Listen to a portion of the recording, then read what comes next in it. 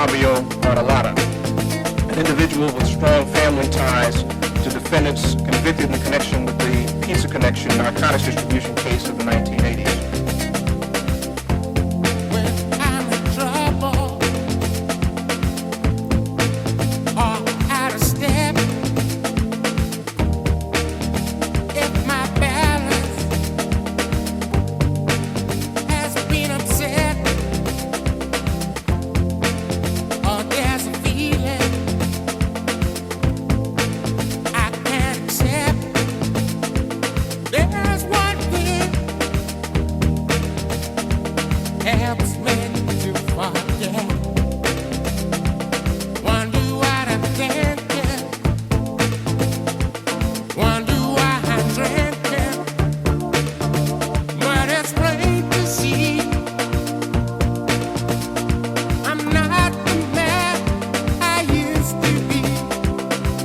Out of a coffee shop in the Ridgewood section of Queens, who have engaged in numerous armed robberies and other violent crimes. And it's a shame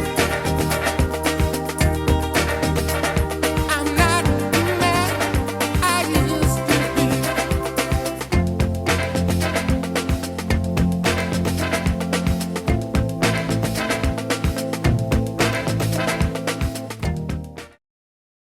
Hello and welcome back to 52 Topics with Frank Fiordolino.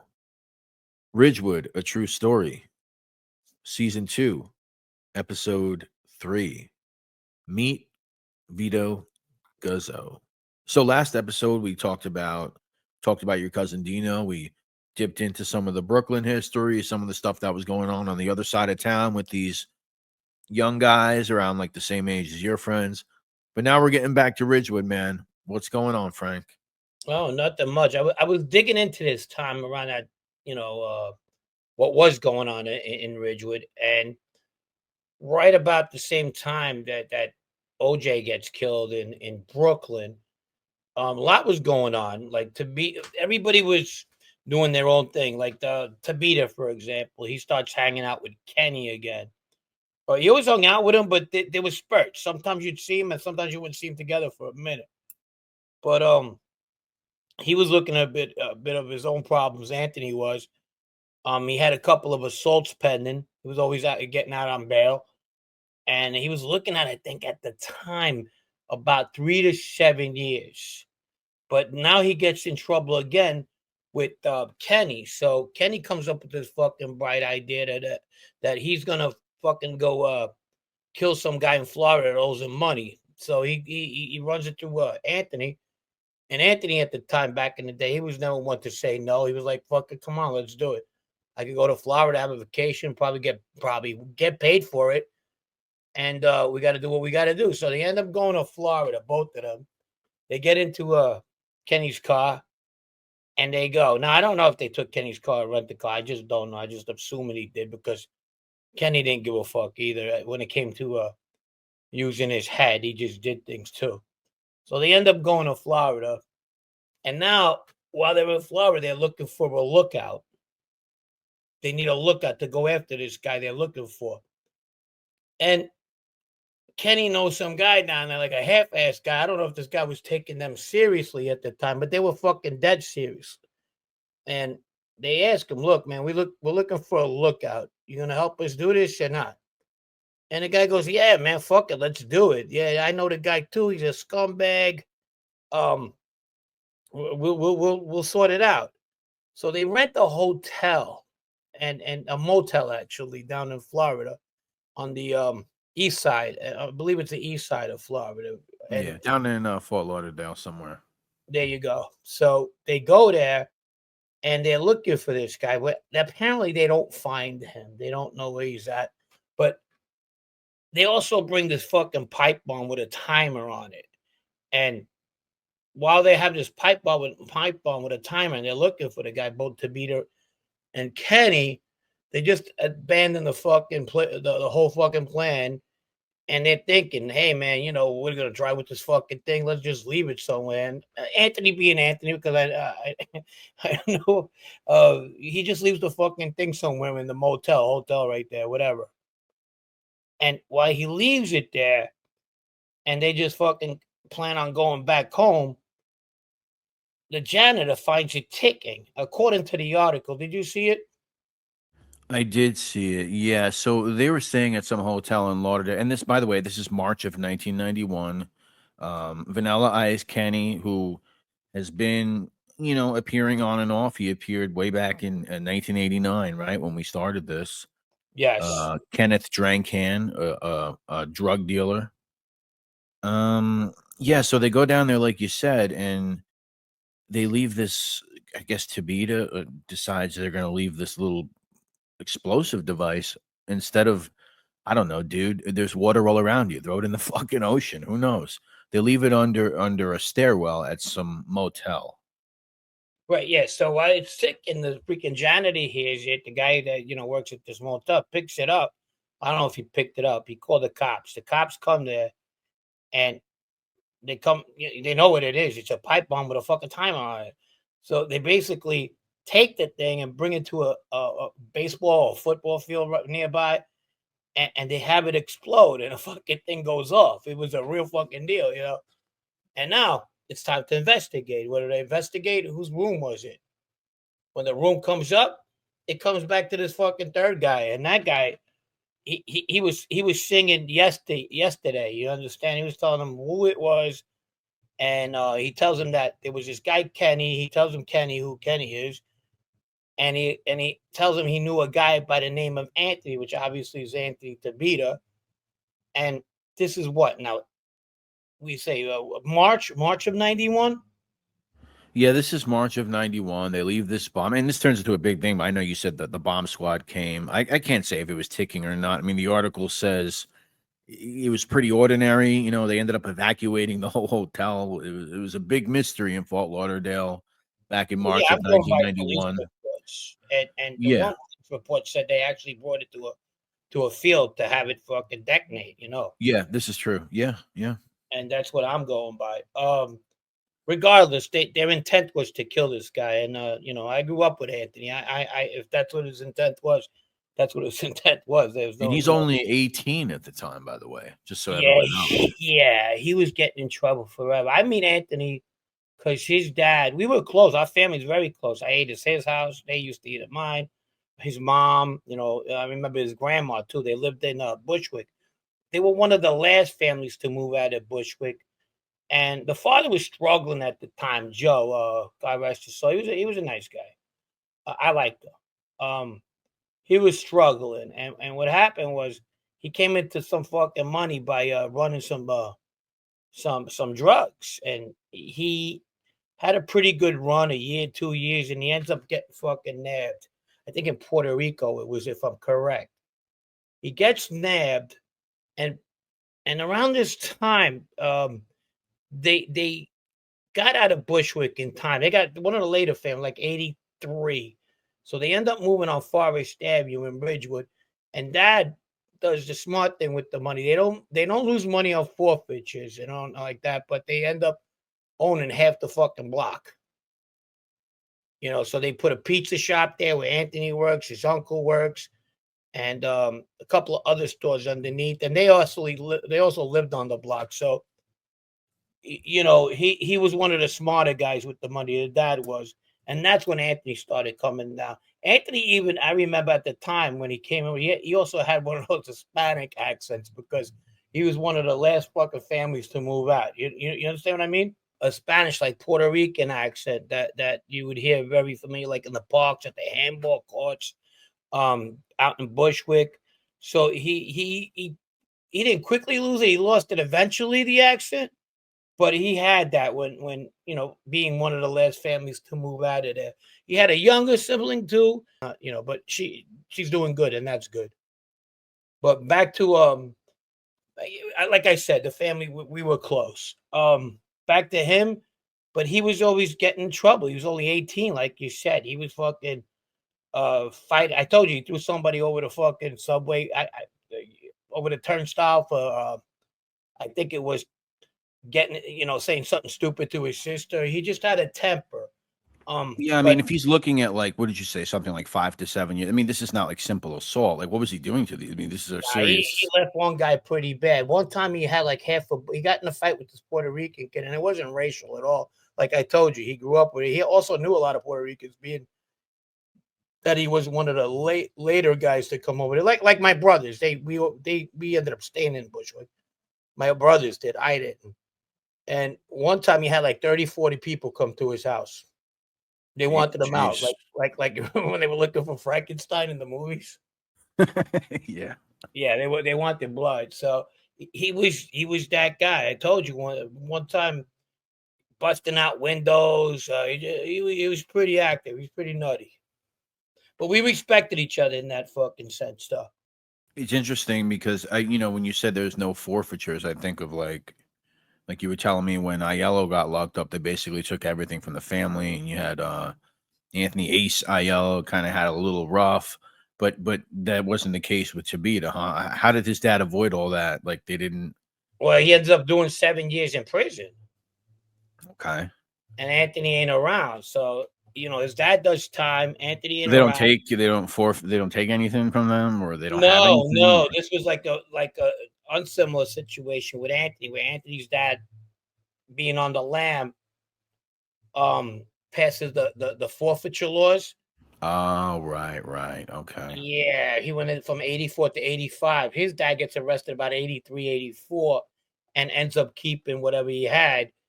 Um, I'm not saying it was drugs, but it was most likely, okay? And other families too in my neighborhood. There was ones that kept, that ones that didn't. It was it was a time thing. It was when the statute passed, Right. Wow. Yeah. yeah, and that's the way that went. But back to that, they look like they came back.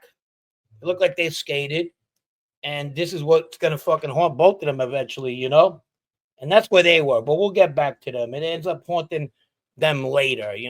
And and meanwhile, the other guys are doing their own thing.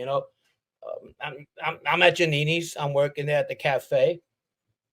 What are we doing back in the day? We're playing cards. We're still gambling, putting bets in. But in the weekdays, we used to go play at this fucking park, 150 PS 153. And we used to play softball, just fucking getting, me, Paul, the rest of the guys. It was like a 5 o'clock thing. This was before everything, like, I'll explain. Before we just have a place to hang out, like in the winter time. This was like the spring going into the summer. We'll just find something to do. We were still kids at heart, before everything hits the fan. And it's starting to. Paul is like working at a bakery at times. Sometimes he's working at pizza shops. He's looking to get his own place, and which he eventually does. But he's not. He's doing his own thing. That's who he is. He's always done his own thing. I always talk about this, and it seems like I'm a broken record, but that's what it is about him. The rest of the clique, they were hanging out on where it all began, Gates and Fresh Pond. That's where we hung out. Now let me ask you about Gates and Fresh Pond, because Sure. I'm pretty sure even today there's that pole on the corner with the Italian flag. Was that there when you guys were hanging out? Oh yeah. It was there since 1990 with the World Cup. I'm thinking. Okay. I mean, I'm sure it's been repainted numerous times, but I was just Yeah. wondering. Yeah. Okay. Yeah, it was there either 90 or 86, which was the other World Cup. But 90 was a big one because we were ready to fucking burn that place down. We wanted to outdo the 80. We wanted to do the 82 guys that did the same thing. The first really big ass party and I missed the 06, 2006 when they won again because I was watching that in Minnesota. I was in a jail cell, so that's why I seen that. But hey, it is what it is. But we were ready. Even 94, we were ready to go at it. But back to Fabio now. So Fabio, we talked about him. He's Paul's nephew. He has more ambition to get into one of the 5 families, and he has a pretty good head start. He's dating a guy who's around gangsters, Sam DeFalco. Sam DeFalco owns Giannini's Well, he's coffee dating shop. his daughter. He's dating his daughter. Well, yeah, he's not dating Sam. That'd be He's weird. not dating Sam, right? Okay. No, yeah. So he's dating his daughter. So at the time, he's looking forward to this mob wedding, and his mom is like proud of him that he's hanging out in his fucking Patty County's fucking place. He's getting groomed, and that's what his ambition was. He was different than Paul in that sense. And there wasn't no fucking love lost there because Paul had that issue in the pool hall with Joe Conti. So he was every Tuesday they used to meet at Patsy Conti's club, and they would have pasta and bullshit and kiss each other's ass and hate on each other. Dick waving contest who Patsy would wave to. That's what they would do. So everybody was there. The Duke, Joe DeLeo, who would be there? Enzo Pilara, which we spoke about. Joe DeLeo's uncle John DeLeo. There'd be Cephalus. The Cephalus would be there too. The guys I really don't like mentioning because I just don't. But they were there as well. Paul Graziano, he was from Whitestone. That was Patsy's cousin. He'd be there. So this was like a more welcoming path to the mob for let's say young people like us. Well, we didn't have that much. Yeah, of course, my uncle was my uncle, but he didn't like crowds. Baldo didn't like crowds. So this was more of a step for them. You understand? But yeah, I get it. Mm-hmm. Yeah, so that's where.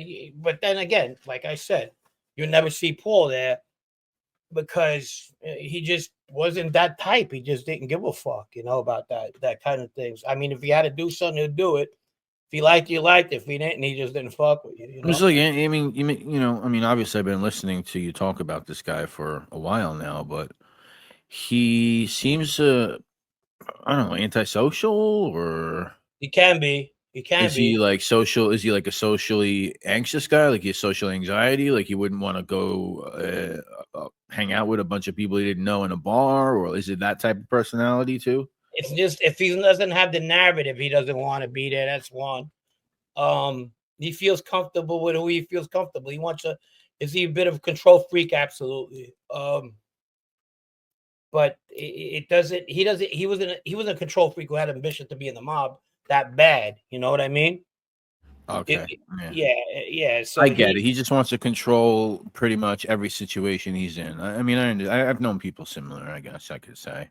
No, just his own. No, I know.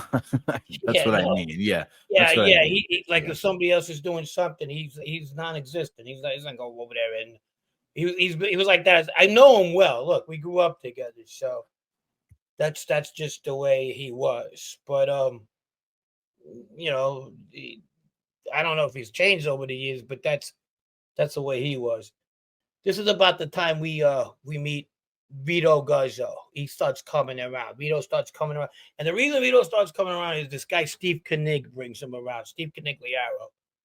Steve's family, they work around mob guys all the time because they were in the vending machine business. They had these Joker poker machines and whatnot. And Vito meets Steve because Steve was going out one time with somebody who ends up going out with Vito at the time. Some young lady. We're not going to mention her either.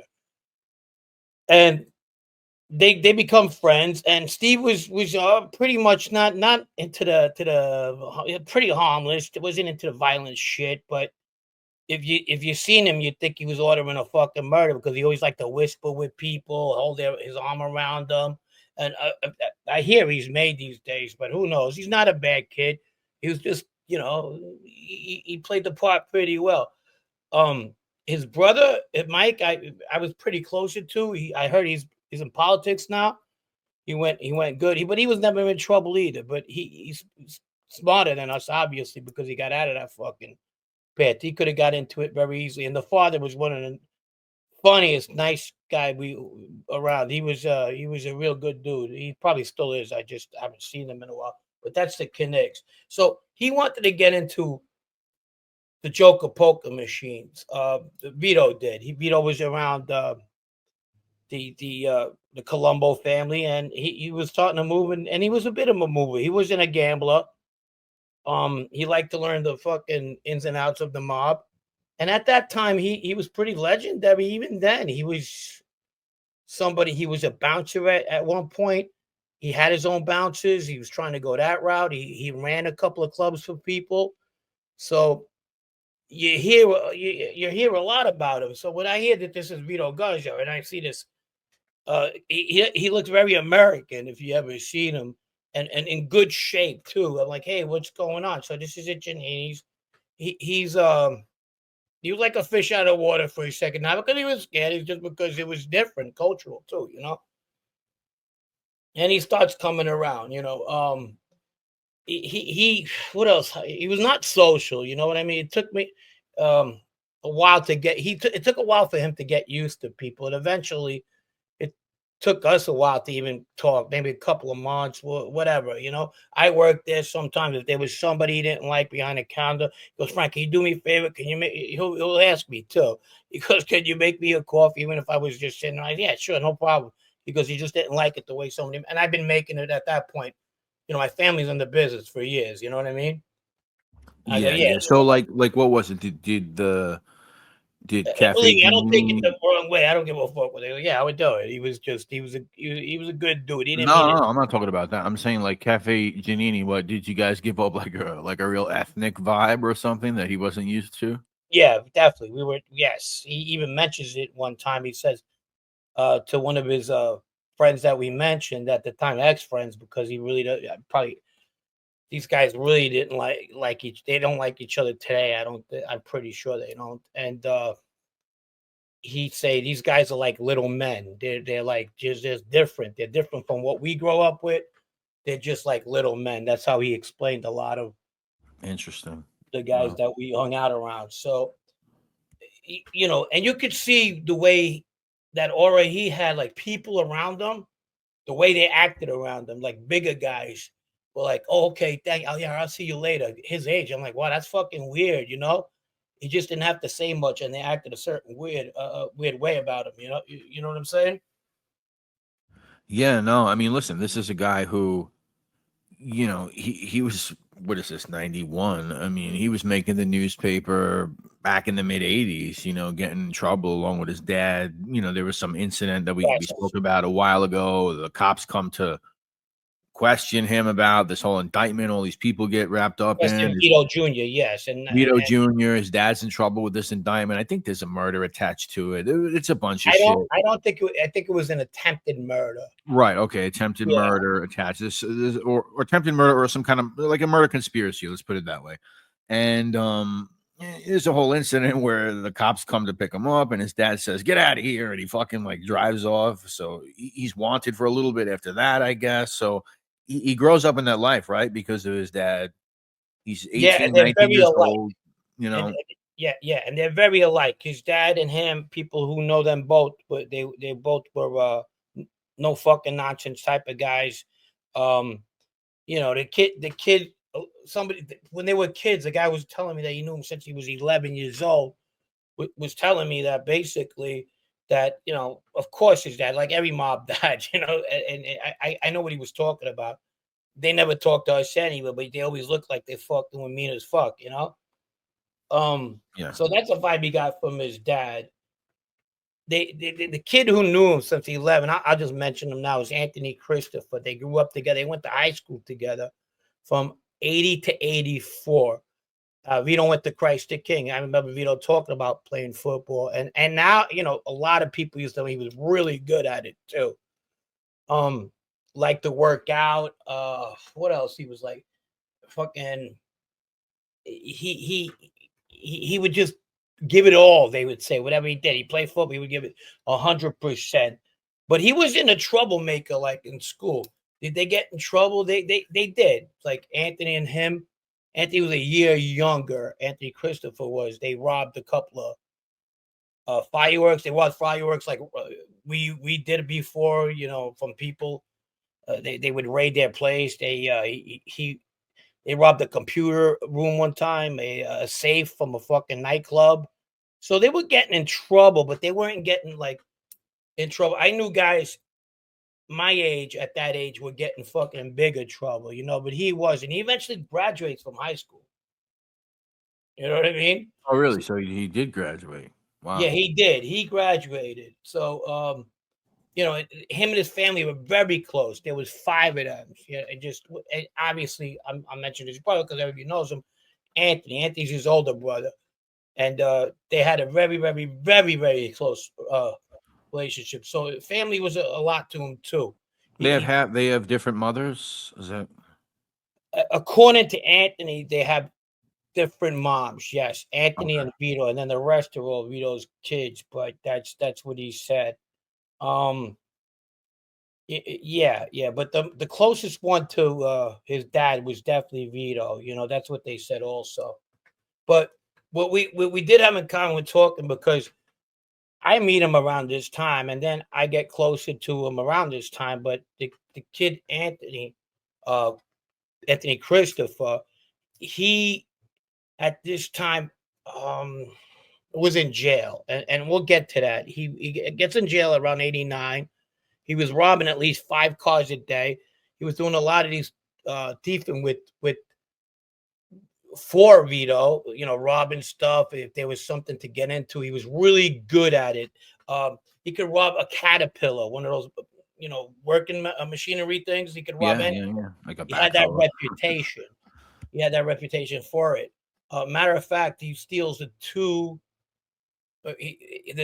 trucks involved in the Vinny Unions hit that we'll talk about eventually, and give us the whole fucking layout. So he was good at that. But what happens with Anthony Christopher is around 89, his grandfather died. And Anthony comes from a very affluent family. He didn't need to do none of this shit. His dad was big in the garbage carting, very big connections, good friends with Vito's dad, even good friends with the Vinny Unions guy. And he dies. When he dies, Anthony, who's never did drugs, according to Anthony at the time, and I believe him, gets into fucking those rock bottom drugs, and his girlfriend had left him at the time, and a lot of stuff was going on. He gets into bad drugs. So when he gets into those drugs, he goes away for about a year to 3 years. When he comes out, they rekindle their friendship, and this is where he combines them with the rest of the Giannini guys, a couple of them, and they become sort of a team. And they do everything from robbing banks to fucking cigarette stops, everything. When I mean cigarette stops, the distributors back then. Yeah, because they call it or whoever wants to call it the Giannini crew. Maybe you do, maybe it's a made up term, whatever it may be. But there's different factions and guys doing different things within this little squad, right? Yeah, there is, and even among them there is. So the ones that are doing a lot of the bank robberies and the store robberies, like Vito's not involved in the bank robberies, and I'll explain that too. But Anthony's involved, who's Vito's friend, in about 10 to 15 different types of robberies, and they're always doing it with the three same guys. At one time, Paul gets a wind of it and said, "Hey, what the fuck you guys doing? You got to come to me first," being his nephew, and they almost bump heads. Then among Fabio, he has his brother-in-law Joe Shalar, who's Sal Catalano's uh, nephew, and this kid John Clemenzo, who's all part of this clique. They do the robberies together, but now they recruit kids from Middle Village that's a little bit younger than them, and that's another fucking clique. So it gets it. I don't want to complicate it, but I'll get to there eventually. And the glue that holds it together when it comes to those robberies, and they're robbing everything. They're robbing video poker machines for people who are not allowed, who don't have nobody to go to. Like if you put it on your own, they didn't tell you to put something else in there. They'd rob your machines and sell them to another person. You understand? Yeah, I mean they're even robbing the same bank twice, which we'll talk. There's a lot more. I mean, the You know. Edmonds trucks, Boar's Head. We could go on for fucking ever. But we'll get into that. But that's another section of it. But the glue that holds it together when it comes to between the Middle Village kids that come little by little into the story, and the Ridgewood guys that are that main core of robbing all the time, is Vito. and he, this is where he probably gets these guys like little men, you know what I mean? When he tells Anthony Christopher that eventually he go, and it kind of like shot him in the face, you know what I mean? And I didn't mean that by no pun intended. No, At the yeah. time, yeah.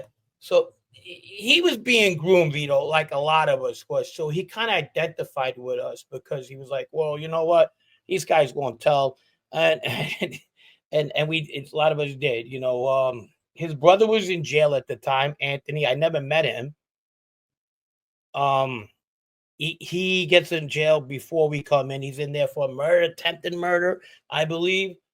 And so I don't get to see him. With it, by the time Vito goes in, I go into 2001, 2002. I think Anthony comes out a year or two after, you know. Right. So Right. And we might want to mention, obviously, some people know, but by this time, his dad is also out of the picture.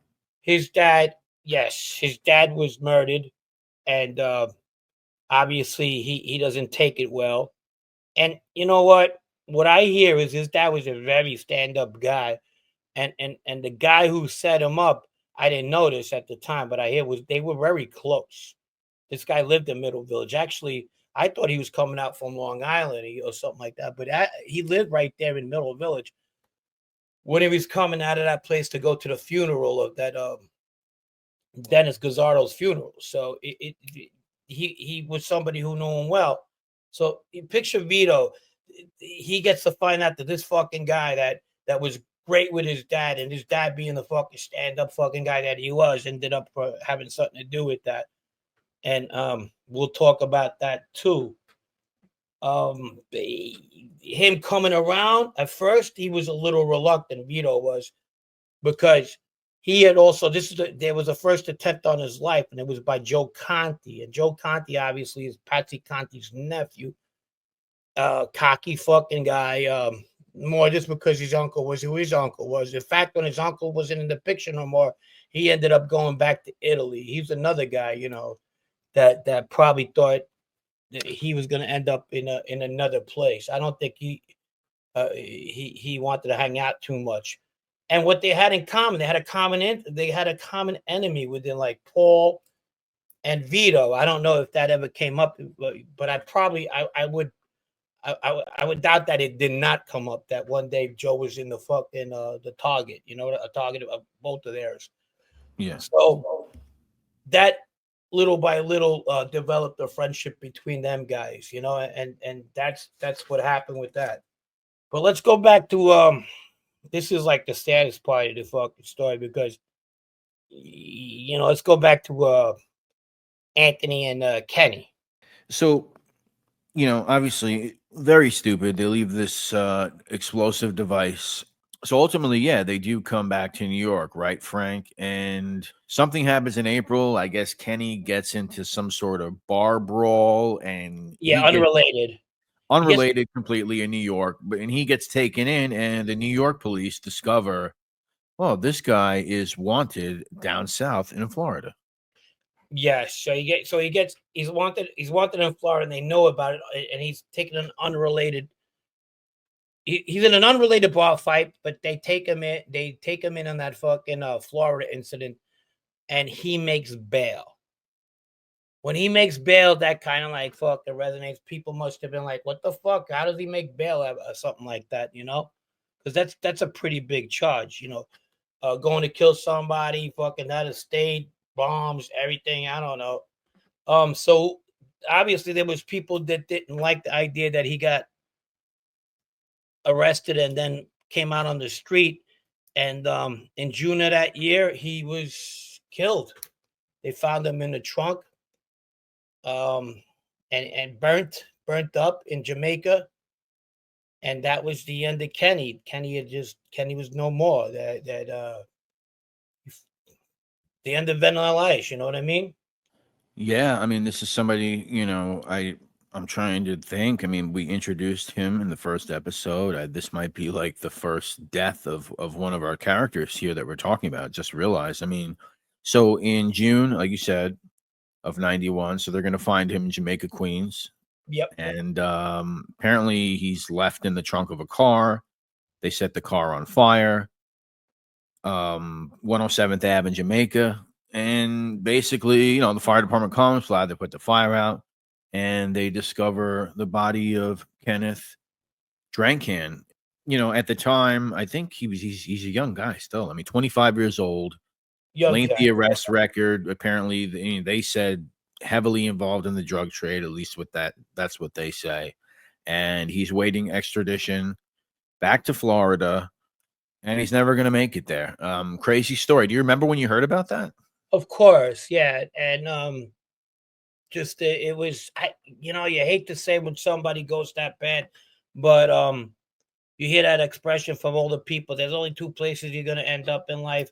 So it wasn't surprising at all, actually, because Kenny was out there doing his things, and I liked him. He was a funny guy, and that's it. We one day he was not there anymore, and that's what happened. And this But would be what's considered till today, as we're talking right now. This is what would be considered a unsolved homicide. It is, and I don't. There was always rumblings about this and that on the street, who had something to do with it. They actually, to my knowledge, they actually do know what happened, but I think what happened was there was people involved that never got arrested. And with people that never got arrested, sometimes what they do is, who knows if they gave information on other shit that was bigger at one time. So therefore, they didn't bring up that case, But I don't know. He left behind his sister. I don't know if his parents are alive anymore. And that's what happened. But I'm not, I don't know. It was one of them murders that never came up again. And then around September, Anthony gets picked up on this. So, with the pipe bomb incident, eventually it doesn't go nowhere because the main guy that we're focusing on is dead now. So that don't go nowhere. But Anthony still has those other open cases with the assaults meanwhile. But we'll talk about that. And he eventually, even not at the time, wasn't friendly with Vito, but around September or October, he starts getting friendly with Vito. Right. So these guys are forming. Obviously, they're going to have quite a history ahead of them. Yes. And crazy stuff, man. Crazy. I mean, you're all good. You guys are all so young. It's wild. Yeah, that was. I'm thinking about it today. It was a crazy time for sure. But we all get our shot at this, and you'll be hearing about it also. Meet Vito Guzzo at the time. The man still is apparently.